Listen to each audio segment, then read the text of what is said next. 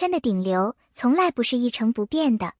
每一代都会有新鲜血液冲击，也会有旧顶流努力守擂。王一博自《陈情令》走红后，凭借综艺、影视、电影、音乐等多领域的多期发展，牢牢抓住了大众视线。但问题来了，在如今竞争激烈的环境里，他还能稳坐顶流宝座吗？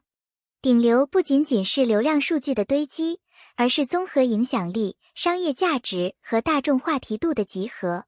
王一博的优势在于粉丝粘性极高，代言品质过硬，影视资源稳定，且几乎没有塌房风险。但同时，他也面临新生代演员的强势崛起，例如张凌赫、曾舜晞、丁禹兮等，都在通过作品累积人气。王一博要想继续稳居顶流，必须不断用新成绩巩固地位，而不是仅靠过去的高光时刻。他的挑战在于如何在商业与艺术间找到平衡，既不失去大众缘分，又能保持高质量的代表作。李沁一直以来给人的印象是清丽脱俗、温婉大方的古典美人形象。无论是在《楚乔传》还是《庆余年》，她的角色大多带着温柔与隐忍的气质。但在她的新剧中，却迎来了一次彻底的人设反转。这一次，李沁饰演的不是单纯善良的女主，而是带着复杂心机、冷艳狠辣的女性角色。这样的转型既是挑战，也是冒险。对于演员来说，人设反转的核心是突破观众的固有印象，让他们眼前一亮。这类角色的吸引力在于层次感，表面冰冷，内心却有脆弱与纠结，外表坚强，却可能在关键时刻展现柔软。这种反差让观众更容易投入剧情。李沁选择在事业上升期做这样一次冒险，说明她已经不再满足于安全区的表演，而是要走出舒适圈，建立新的戏路高度。近2年，影视圈出现了一个耐人寻味的现象，观众对男主的要求发生了变化。过去，男主往往是高冷霸总或者完美英雄，但这种设定逐渐让人产生审美疲劳。如今，以权一伦为代表的新生代男主正在树立一套全新的出圈规则。权一伦塑造的男主角不再是单一的完美人设，而是有缺点、有矛盾的真实人。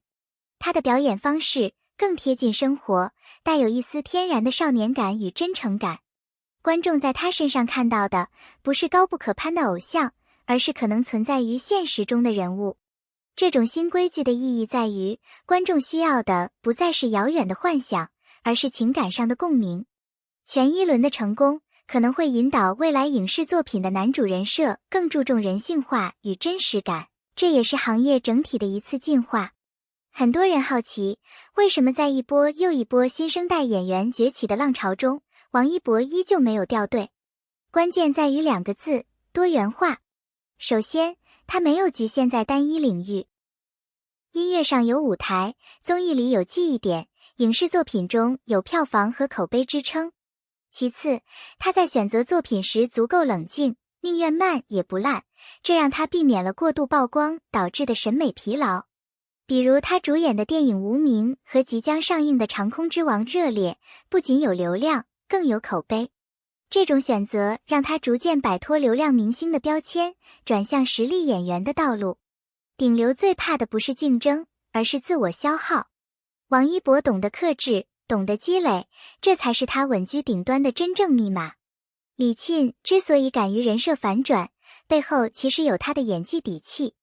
他早年的作品里，演技可能被容貌光环掩盖，但随着岁月积累，他开始展现出更强的情绪表达力。观众对他的认可往往来自细节，一个眼神的转变，一句台词的轻微颤抖，都能勾勒角色的复杂心境。此次新剧中，他的角色不再是纯粹的受害者，而是拥有主导权的人。这种主动性的塑造让他更具吸引力。在女演员竞争激烈的今天，单纯依靠美貌和气质已经不足以立足，真正能走得长远的，都是敢于挑战自我、敢于冒险的人。李沁显然选择了这条路。如果说过去的偶像剧男主是完美滤镜，那么权一伦带来的就是不完美的真实。在他的表演里，你会看到犹豫、笨拙，甚至失败的瞬间。这些缺点不仅没有让观众出戏，反而让他们觉得亲近。因为在现实生活中，每个人都不可能完美无缺。年轻观众尤其注重代入感，他们更希望在剧中看到自己的影子，而不是高不可攀的理想化角色。全一轮的成功说明了一个事实：真实性正在取代虚拟幻想，成为新一代观众的核心需求。这也是为什么他说是出圈新规矩，因为它所代表的趋势很可能会改变未来几年整个行业的创作方向。顶流的竞争不仅仅是演员之间的较量，更是粉丝文化和舆论场的较量。王一博的粉丝团体向来以高凝聚力著称，他们几乎是娱乐圈里最战斗力强的一群人。在这种支持下，王一博的任何作品都会形成高话题热度和流量效应。但同时，这种高粘性的粉丝文化也让他成为舆论的风暴中心，稍有风吹草动都会引发热搜和大规模讨论。李沁与全一伦虽然没有王一博那样庞大的粉丝基础，但他们的优势在于口碑和路人缘。当粉丝热度与路人好感相遇时，谁能最终笑到最后，仍是一场长期的拉锯战。王一博要保持顶流身份，关键并非单靠流量数字，而是把握住节奏感，什么时候爆出话题，什么时候沉下心打磨作品，什么时候用综艺或商业代言稳住能见度。最近他的年代剧《追风者》一经播出就引发大量讨论，收视与播放数据迅速攀升，这证明了他在作品选择上的成功，既有话题性，又有表现空间，供其成熟演技展现。